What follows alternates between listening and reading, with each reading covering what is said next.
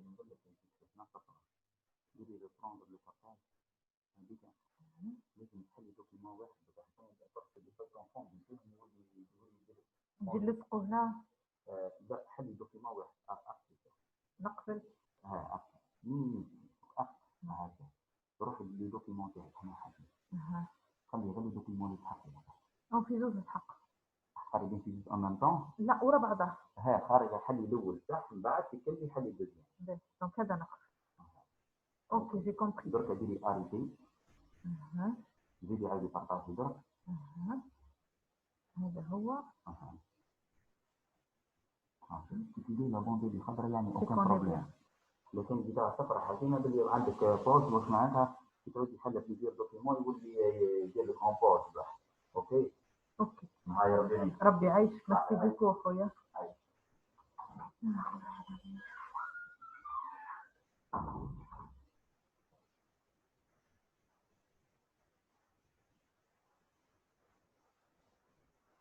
Alors, normalement, bonjour. Bonjour. Si vous m'entendez, donc veuillez me faire signe et si vous voyez les slides.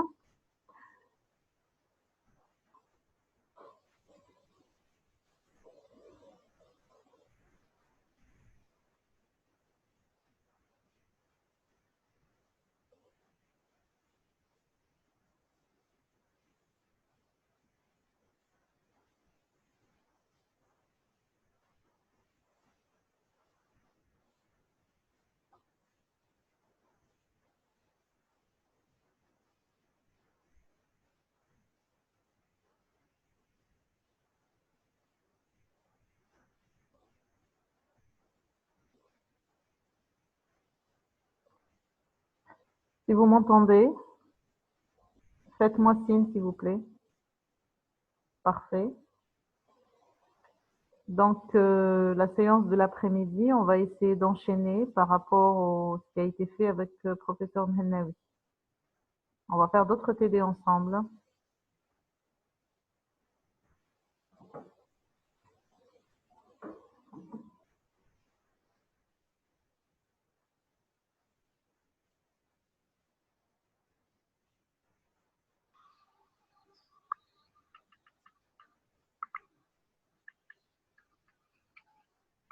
Et là, je pense qu'on va attendre un petit peu encore pour qu'il y ait plus de monde.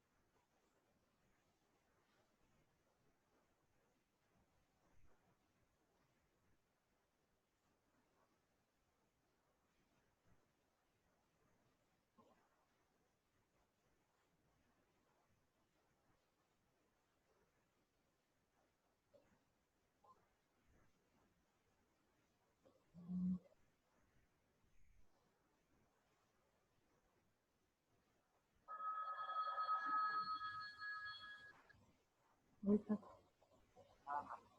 Oui.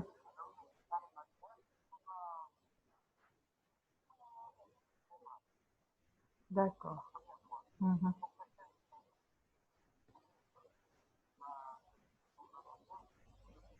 Ah, il est parfait. Donc, un âge d'intérêt.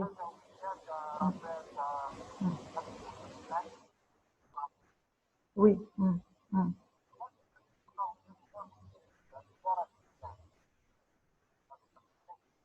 Concerné.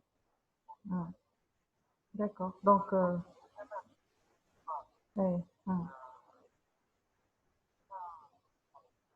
oui.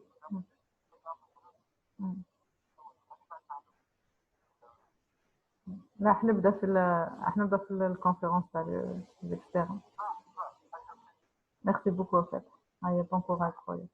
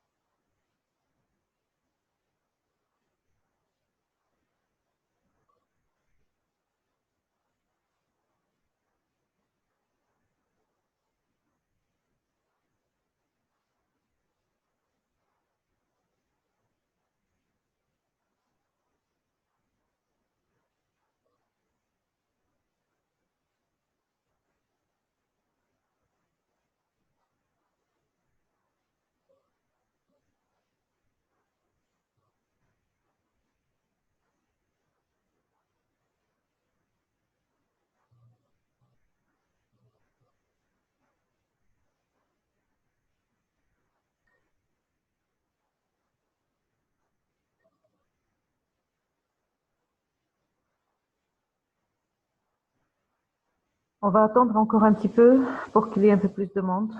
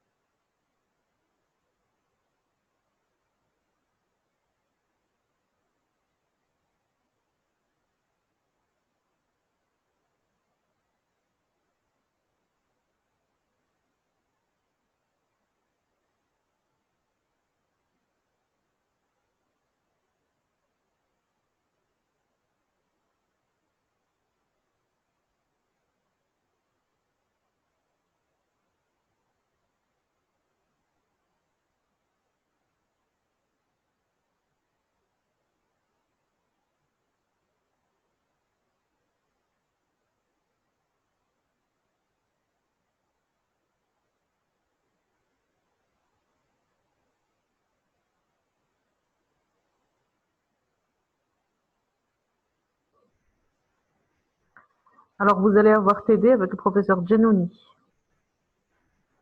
On va faire un TD et on va faire une petite révision sur les différentes interprétations des électrophorèses, les bilans d'hémostase et les mathymétries. Alors, si vous voulez qu'on commence, on commence, ou si vous voulez qu'on attende 14h30, c'est comme vous voulez.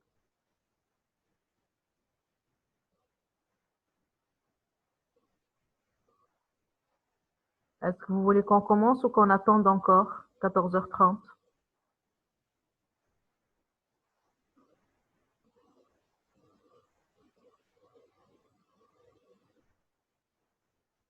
Veuillez me répondre, s'il vous plaît.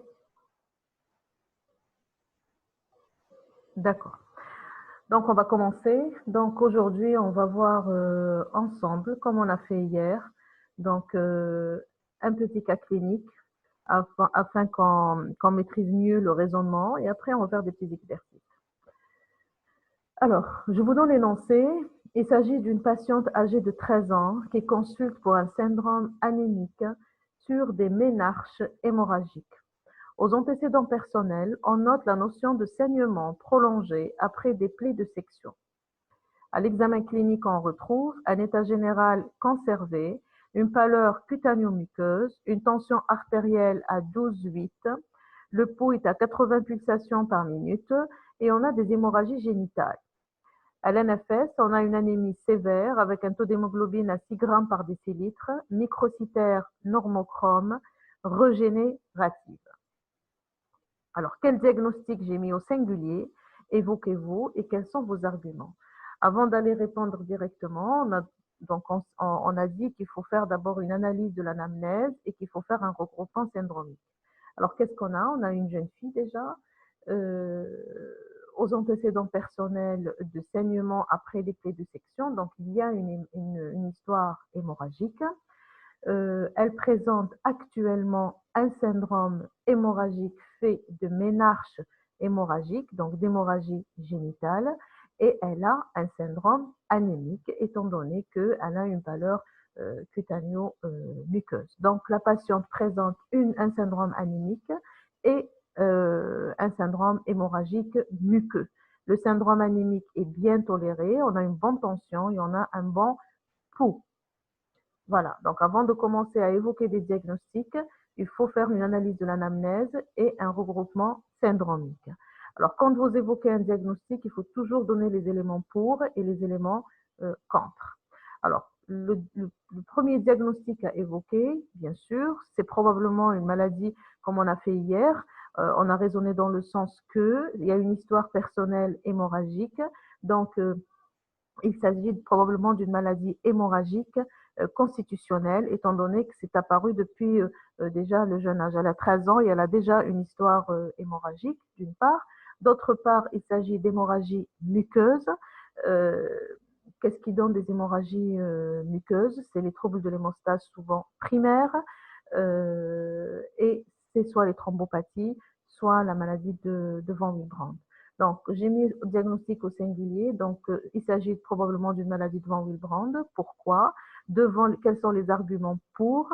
Devant les antécédents hémorragiques et les ménarches hémorragiques, si on va dire dans le cours, quand on a fait la maladie de Willebrand, que c'était la circonstance de découverte la plus fréquente. Il faut avoir ce réflexe. Quand une fille vient aux urgences gynécologiques pour des ménarches hémorragiques, il faut penser à la maladie de Van Willebrand. Quels sont les examens paracliniques à faire pour asseoir le diagnostic? Donc, on commence par des examens simples pour arriver aux examens complexes. On va explorer l'hémostase primaire d'abord par une NFS pour avoir le taux de plaquettes. Le frottis sanguin va vous donner un aspect des plaquettes. La coagulation, on a le TP, c'est le taux de prothrombine qui va explorer la voie exogène. Le TCA, le temps de céphaline kaolin qui va explorer la voie endogène. Le temps de saignement et le fibrinogène. Alors, quels sont les résultats des bilans? Donc, vous avez un taux de plaquettes à 300 000 éléments par millimètre cube, un TP donc normal, un TP à 95%, un TCA, un temps témoin à 28 secondes et le malade à 70 secondes. Donc, vous voyez qu'il y a que le rapport entre le témoin et le malade est supérieur à 1,2 et un taux de fibrinogène qui est normal. Donc, il s'agit d'une anomalie de la voie endogène, et on l'a dit que la voie endogène, c'était le 12, le 11, le 9 et le 8. Quels sont les examens maintenant complémentaires à faire pour asseoir le diagnostic? On va doser le facteur 8. Le facteur 8, on va le trouver bas. C'est une fille. Les hémophilies acquises A sont exceptionnelles. Donc, sachant que le facteur Van Willebrand circule au niveau plasmatique lié au facteur 8 qu'il protège contre la protéolyse, peut-être c'est une maladie de Van Willebrand. Donc, avant de conclure, il faut aller faire une étude du facteur Van Willebrand, la fraction antigénique, est-ce que la protéine elle est présente ou pas, et également la fonction par le cofacteur à la ristocytine. Et là, on a trouvé que le facteur de Van Willebrand, l'antigène et le cofacteur étaient bas, ainsi que le 8. Donc, il s'agit d'un déficit en facteur de Van Willebrand. C'est une maladie de Van Willebrand. Le diagnostic est posé. Il faut aller rechercher toujours les complications. Quelles sont les complications posées par la malade? Elles consistent pour un syndrome anémique et biologiquement, vous avez une anémie microcytaire hypochrome. Il y a une erreur dans l'énoncé, c'est pas normochrome, hypochrome et A régénératif. Pour quelqu'un qui a des antécédents hémorragiques et qui consulte pour des ménarches hémorragiques, donc premier diagnostic à évoquer devant ces données cliniques et biologiques, c'est une carence en fer. C'est une anémie ferritrive qu'il faut documenter. Donc, il faut faire un bilan martial qui doit comprendre un fer ferrique, une TIBC et un taux de ferritinémie. Alors, les résultats chez la patiente, on a un fer ferrique qui est bas, une TIBC qui est élevée et une ferritinémie qui est basse. Donc, le profil du bilan martial est en faveur d'une anémie ferritrive. Donc, il faut prendre en charge donc, la patiente. Là, à ce moment-là, il faut la mettre sous traitement substitutif pour la carence en fer et il faut arrêter les saignements gynécologiques. Donc, il faut donner du facteur de Van Willebrand, donc un traitement substitutif d'une part et d'autre part, il faut l'adresser chez le médecin gynécologue pour voir s'il n'y a pas un trouble hormonal ou une anomalie organique locale qu'il faut prendre en charge. Voilà. Donc, c'était un petit cas clinique pour un petit peu refaire et résumer ce qu'on a fait hier, comment est-ce qu'on procède devant un cas clinique. Est-ce que c'est clair?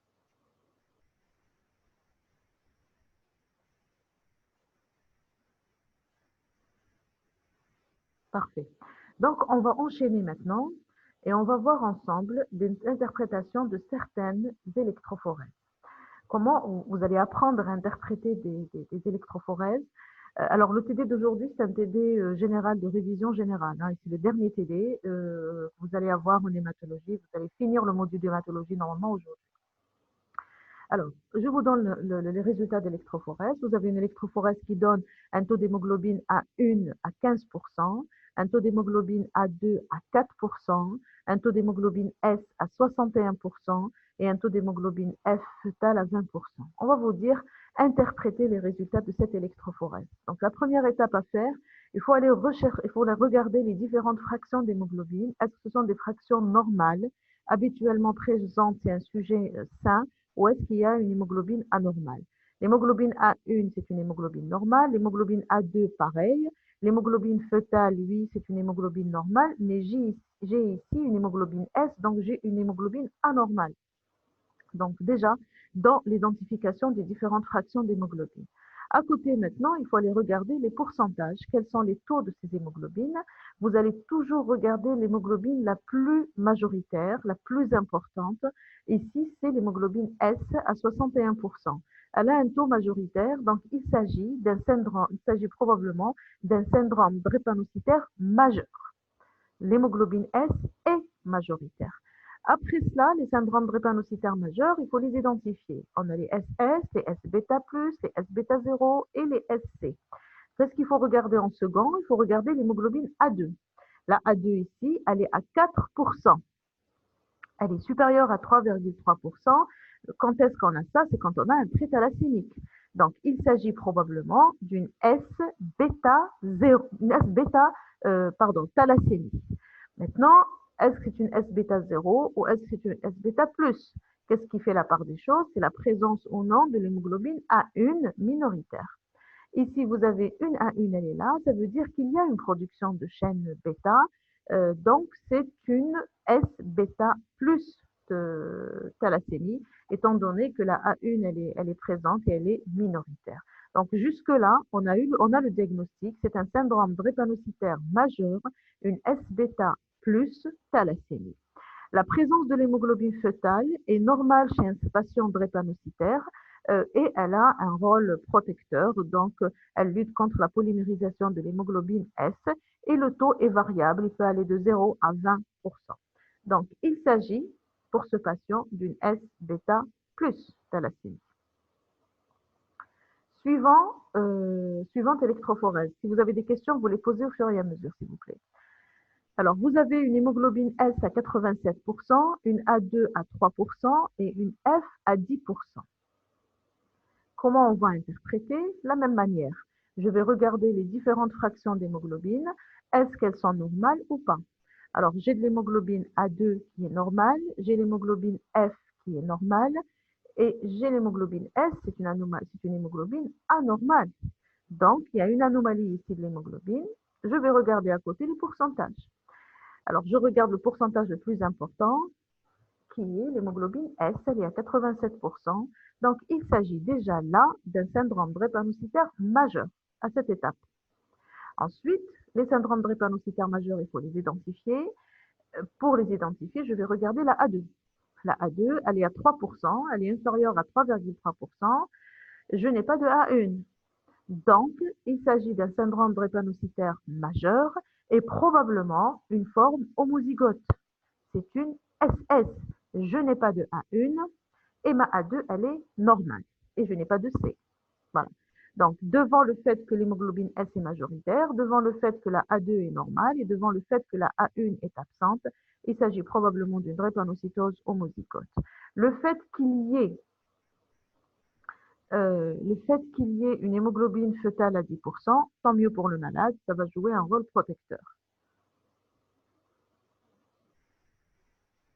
Oui, quand on ne met pas de A1, c'est qu'elle n'est pas présente. Quand vous faites une électrophorèse de l'hémoglobine, alors il y a une question, si on ne met pas la A1, ça veut dire qu'elle est égale à 0. Oui, parce que quand on vous donne les résultats d'une électrophorèse d'hémoglobine, tout ce qui existe chez le patient dans l'examen biologique, il est mis.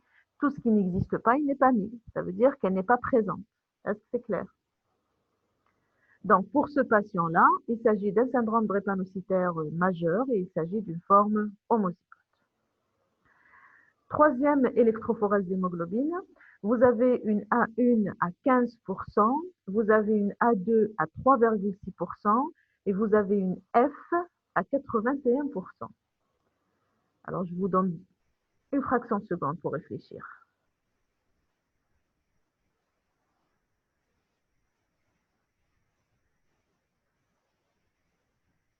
Bien. Est-ce que vous m'écoutez?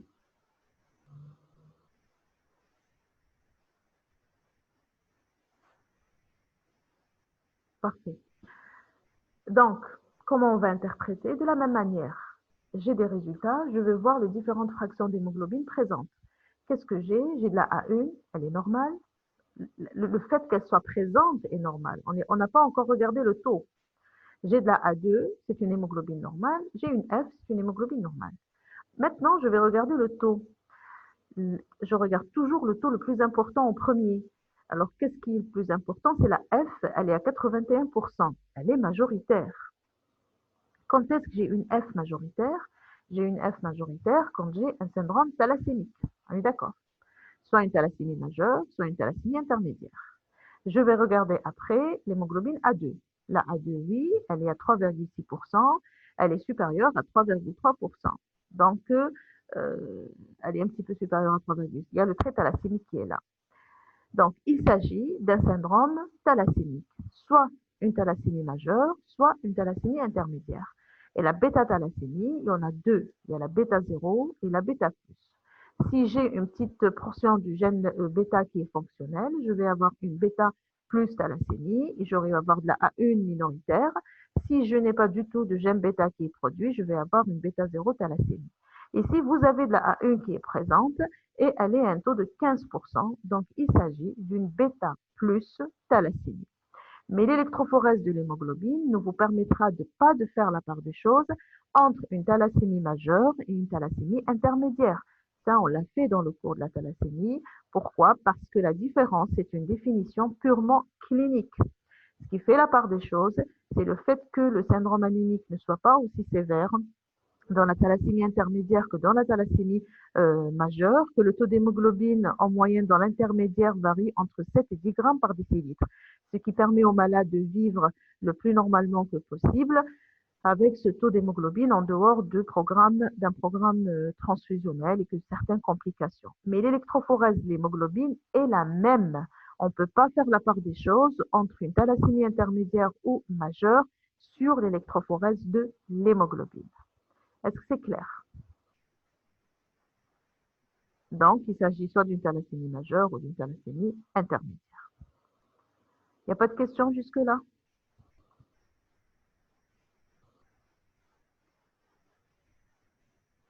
Est-ce que si on trouve de la F, c'est pas une thalassémie?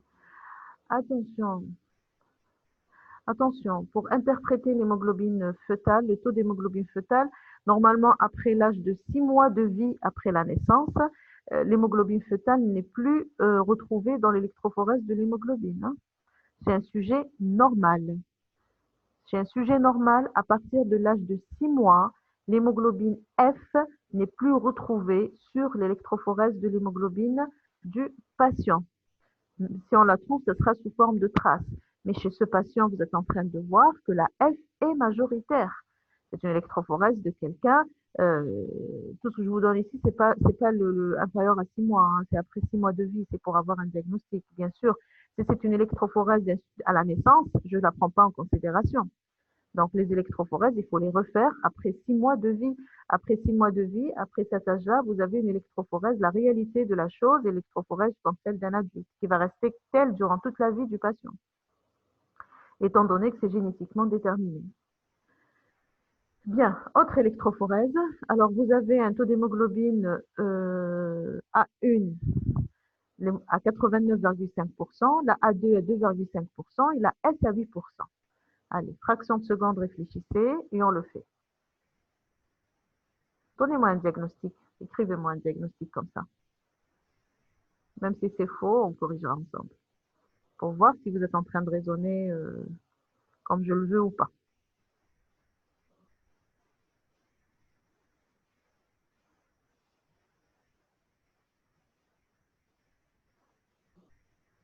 S bêta plus. Bien, encore.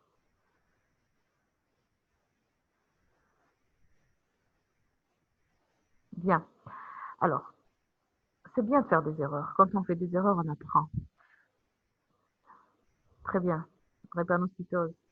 Normal transfusée à partir d'un sang d'un drépanocytaire. C'est bien. Bravo. Alors, qu'est-ce qu'on a ici? Qu'est-ce qu'on a? On a une hémoglobine A1. C'est une hémoglobine qui est normale. On a une hémoglobine A2, normale. On a une hémoglobine S, qui est anormale. Donc, il y a une fraction d'hémoglobine qui est anormale dans les résultats. Deuxième étape, il faut regarder le taux. Quel est le taux majoritaire? Le taux majoritaire, c'est la A1, 89,5%. Ça veut dire que ce sujet-là, c'est un sujet qui est sain. Ce n'est pas un malade. Il a une A1 majoritaire. Donc, je vais regarder la A2. La A2, elle est à 2,5%. Elle est inférieure à 3,3%, donc elle est normale. Donc, ce n'est pas un thalassémique mineur déjà. Mais il a de la S. D'où est-ce qu'elle vient cette S? Alors, dire que c'est un S-bêta+, un S-bêta+, c'est un malade, c'est un syndrome drépanocytaire majeur, vous devez avoir une S majoritaire. Je suis en train de corriger les réponses. S-bêta+, c'est un syndrome drépanocytaire majeur. La S doit être obligatoirement majoritaire. Donc, ce n'est pas le cas. La drépanocytose mineure, l'autre réponse, drépanocytose, il n'existe pas de drépanocytose mineure. Il existe une drépanocytose hétérozygote, des AS. Et le AS a 50% de A1 et 50% pratiquement de S. Ce n'est pas le cas. La S, elle est uniquement à 8%. Ensuite, la troisième réponse, c'est que c'est un sujet normal qui a été transfusé par le sang d'un drépanocytaire. La question, la réponse, elle est juste, mais incomplète. Pourquoi? Parce qu'un drépanocytaire ne peut pas donner du sang puisqu'il a une anémie chronique. C'est le profil électrophorétique d'un sujet sain qui a été transfusé par le sang d'un patient, d'un sujet hétérozygote. C'est le sang d'un AS, parce que le AS ne sait pas qu'il est porteur s'il n'est pas analysé. Le AS, le drépanocytaire hétérozygote, c'est un porteur sain. C'est un sujet qui ne sait pas qu'il est porteur si on ne cherche pas l'anomalie. Donc, c'est le profil électrophorétique d'un patient normal, sain, qui a été transfusé probablement par le sang d'un sujet hétérozygote. Ou, la deuxième possibilité, c'est un patient drépanocytaire majeur chez qui on a fait des échanges transfusionnels. On a fait saigner pour diminuer la S et on lui a donné de la A1 par une transfusion. Donc, vous avez réduit carrément son taux d'hémoglobine S. Ou l'inverse. Soit que c'est un AS qui a donné un sujet normal, ou est-ce que c'est une transfusion, des échanges transfusionnels, c'est un drépanocytaire. Est-ce que c'est clair?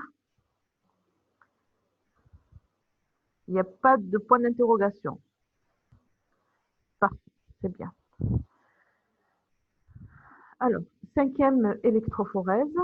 Alors, vous avez une S à 77,5%, vous avez une A2 à 2,5% et vous avez une A1 à 20%.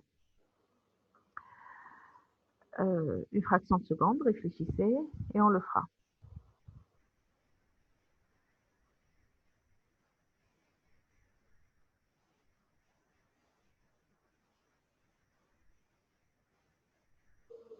Vous me répondez, hein, vous mettez quelque chose.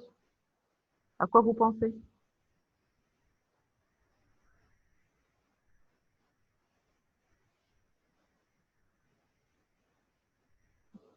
Alors, drépano mineur, attention. J'ai dit qu'il n'y avait pas de drépano mineur, il y avait des thalassémiques mineurs. Il y a des drépano hétérozygotes. Alors, qu'est-ce qu'on a? On regarde. On a de l'hémoglobine S. Elle est là et elle n'est pas normale. Donc, il y a la présence d'une hémoglobine anormale. Vous avez la A2, c'est une hémoglobine normale présente, et la A1, hémoglobine normale présente. Donc, je regarde dans un second temps les taux. Je vais toujours regarder en premier les taux les plus importants. Alors, j'ai une hémoglobine S à 77,5%. Donc, c'est le taux le plus important, c'est le taux majoritaire. Donc, qu'est-ce que j'ai? J'ai un syndrome drépanocytaire majeur. Déjà, vous classez. Dans les syndromes drépanocytaires majeurs, vous avez trois types. Alors, vous allez, pour étiqueter, vous allez regarder la A2. La A2, elle est à 2,5%, elle est inférieure à 3,3%, donc il n'y a pas de trait thalassémique. Déjà, vous n'avez pas de C, donc ce n'est pas une SC, mais vous avez une A1 minoritaire à 20%. Ce n'est pas un S-bêta pour que ce soit une S-bêta plus. Alors, c'est quoi, à votre avis?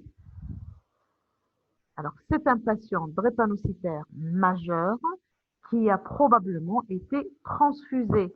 Ça veut dire que cette hémoglobine A1, c'est une hémoglobine ramenée par la transfusion. C'est pour ça que pour interpréter des électrophorèses d'hémoglobine, il faut que l'examen soit fait en dehors de toute transfusion. Si le patient a été transfusé, il faut attendre 3 mois pour faire l'électrophorèse de l'hémoglobine. Sinon, vous allez analyser le sang ramené par la transfusion et on ne peut pas poser un diagnostic. On ne posera que des hypothèses diagnostiques. Donc là, je dirais que probablement, c'est un patient drépanocytaire donc majeur. Peut-être c'est un drépanocytaire homozygote qui a été transfusé et que sa A1 a été ramenée par la transfusion. Est-ce que c'est clair pour les électrophorèses d'hémoglobine? Il n'y a pas un point qui n'est pas clair avant de passer à autre chose.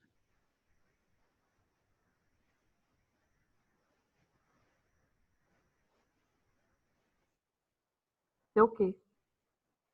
Bien. Donc, on va passer maintenant à l'interprétation des hémogrammes. Ça, vous l'avez fait. Et au terme du module, maintenant, vous avez fait tous les cours. vous avez fait TD sur les différents cours.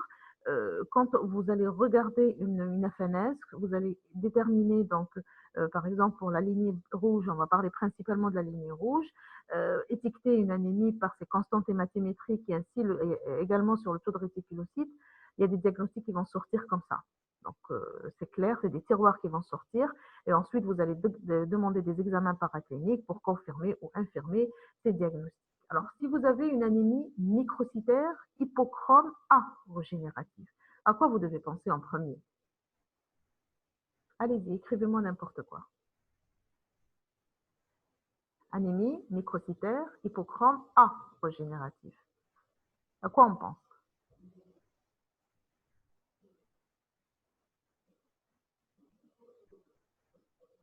Déficit en vitamines. Bien. Ce n'est pas des vitamines, c'est le fer. Donc, le premier diagnostic auquel il faut penser devant une anémie microcytaire hypochrome A régénérative, c'est une anémie ferriprive. Également, une anémie inflammatoire. C'est le diagnostic différentiel. Et ce qui permettra de faire la part des choses entre les deux, c'est le bilan martial. Le fer sérique dans l'anémie ferriprive sera bas, ainsi que dans l'anémie inflammatoire. La TBC dans l'anémie ferriprive sera élevée. Dans l'anémie inflammatoire, elle sera normale ou basse. La ferritine dans l'anémie ferriprive, elle est basse et dans l'anémie inflammatoire, elle est normale ou élevée. Donc, c'est le bilan martial qui vous permet